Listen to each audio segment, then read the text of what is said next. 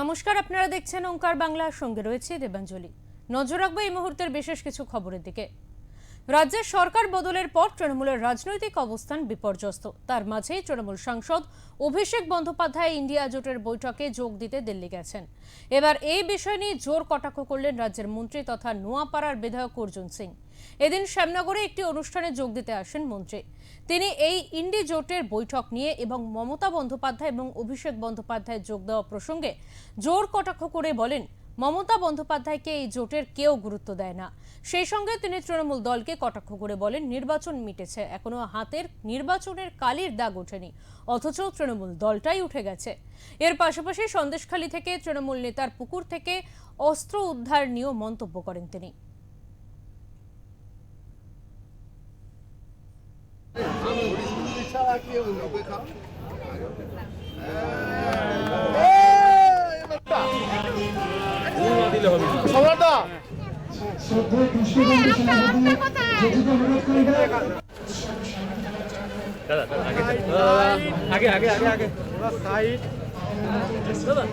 India तो नहीं, इंडी जोट আছে। इंडी জোটের লোকরা উনাকে মানে না।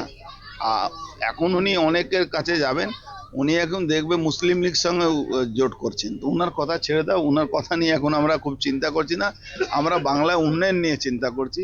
বাংলায় যে অরাজকতা উনি করে রেখেছিলেন সেটাকে ঠান্ডা করার জন্য চেষ্টা করছি। আমাদের কাজ কনস্ট্রাকটিভ ওয়ার্ক হয়, আমরা ডিস্ট্রাকটিভ ওয়ার্ক করি না। তৃণমূলের সাংসদরাও বিদ্রোহ ঘোষণা করছে লোকসভাতে, সামাল দেবে ভাই। এই আঙুলে দেখো কালি মেটেনি, তৃণমূল মিটে গেছে, আর বাকি কি আছে? কিছু বাকি আছে? ভবিষ্যৎ তো বললাম, তৃণমূল আমাদের আঙুলের কালি মেটেনি আর তৃণমূল মিটে গেছে, আর ভবিষ্যৎ কি হতে পারে? দাদা, আজকে অস্ত্র যেভাবে উদ্ধার হলো পশ্চিমবঙ্গে, আরে এই অস্ত্রের ভান্ডার আছে এখানে। এরা সব মিথ্যা কথা বলতো বারবার। বিহার থেকে অস্ত্র আসছে, বিহার থেকে অস্ত্র আসে।